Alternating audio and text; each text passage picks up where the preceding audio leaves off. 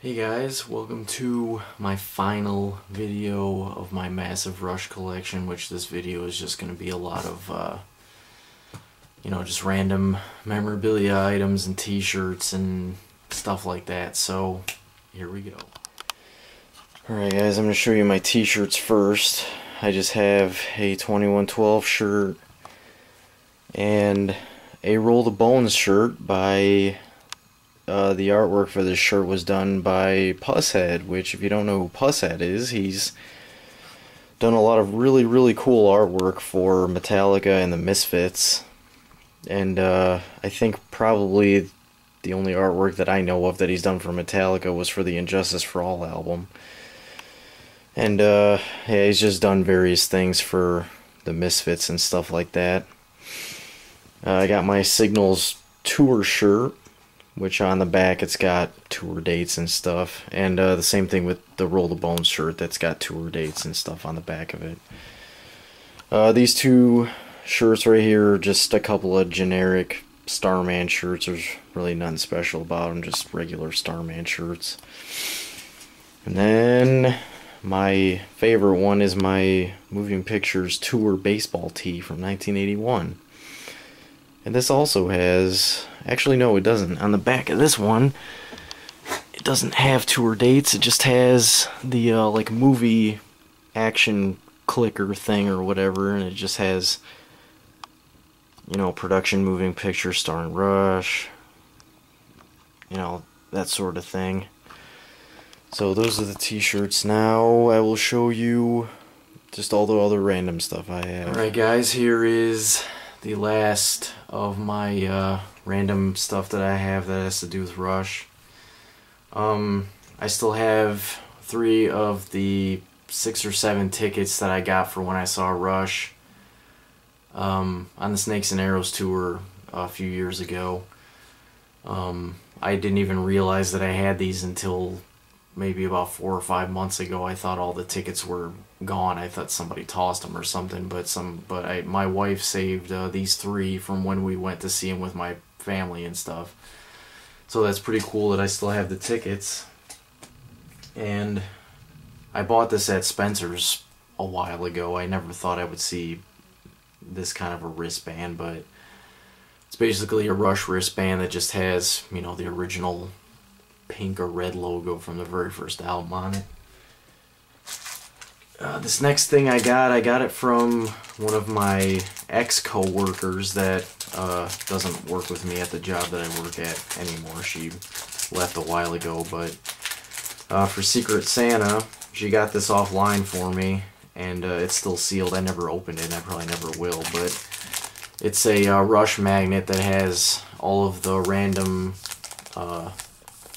like Rush guitar picks and stuff in it. There's I don't know why there's no pick with Neil's face on it. Maybe he didn't want a pick with his face on it, but it's like a really pixelated, digitized faces of Geddy's right there and Alex is right there.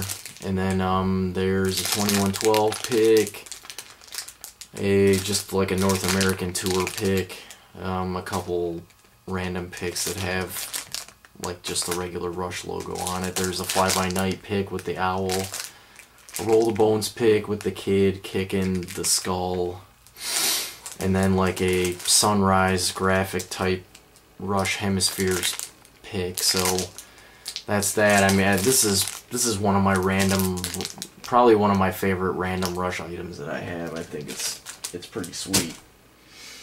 This, when I lived out of state and I lived in New Mexico for a while, I bought this for $5, and I never have seen this again, but I got this at Go Hastings down in New Mexico when I lived there for a while, and it's a 2112 beanie, and it's way too small for my head, but the only reason I bought it is because it has something to do with Rush, but I thought that was pretty cool. It was only $5, so...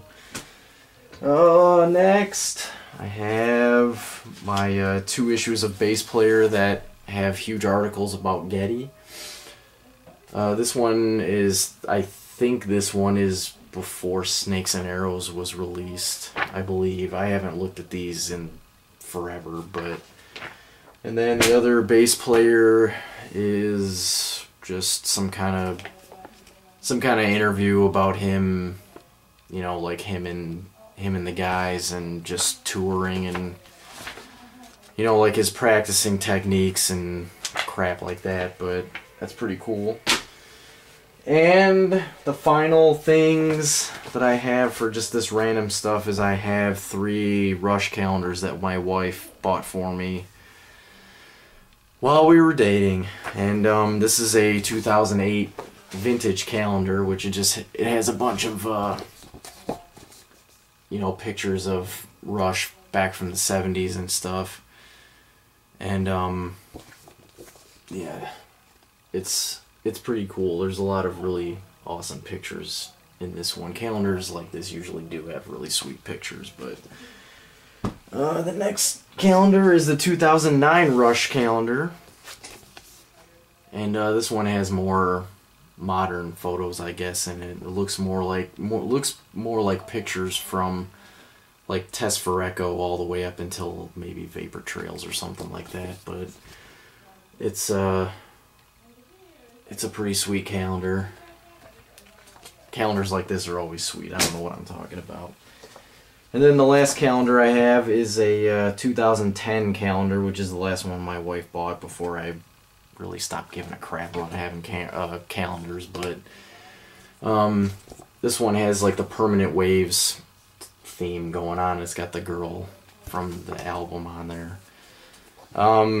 These pictures are really just more kind of like the vintage calendar, where it's more like older photos from like the 70s and 80s or whatever. But yeah, it's pretty sweet, especially this one where it's Getty with the double neck, which that's always fantastic. Alright guys, so I'm completely glad that I didn't forget this last thing. I was about to say this at the end of the video, but it's not. I have, and I've had this bass for quite a long time, but it is, let me get it out of the case, the soft case here that I have. But it is my, now I've taken the pick guard off of this just for whatever reason, I don't really know why. But this is a Geddy Lee signature Fender, and it's got, you know, like a computer generated version of his signature on the back of the headstock. But I did take the pickguard off. I don't really remember why. I still have the pickguard, I just never put it back on. But this is probably one of the best basses that I have. I actually really haven't played bass in quite a while, but I didn't want to leave that out, because you know, just anything and everything that I have that has to do with Rush is something that's got to be in these videos. But I appreciate you guys watching, and as you can tell, I'm a very, very big Rush fan, and I have a lot of stuff that has to do with them. Like I was saying in the first video when I was showing you guys all the CDs that I have to do with them and stuff like that. But once again, thank you guys for watching. Doing these 4 videos to show you all the Rush items I have was actually kind of exhausting a little bit, because I have a lot of stuff. But if you're not into Rush, you should be into Rush. And if you've tried to listen to them and you just don't get it, or you just don't care, or you can't, you know, get into the sound or whatever, it's understandable, because Rush really isn't for everybody. I've met a lot of people that just absolutely love them to death, and then I've met other people that can't stand them, and like right when they hear a Rush song they just change it because they just absolutely don't like it. But Rush is not for everybody. They are a cult band, which I think is pretty sweet, even though they have like millions upon millions of fans. But again, for the 3rd time, thank you guys for watching. I hope you enjoyed these 4 videos of me showing my massive Rush collection. And whenever I get around to doing another collection video or something like that, I'm hoping to maybe do some stuff on like my horror movie collection or something like that. I don't know. But I will see you guys later, and keep it heavy.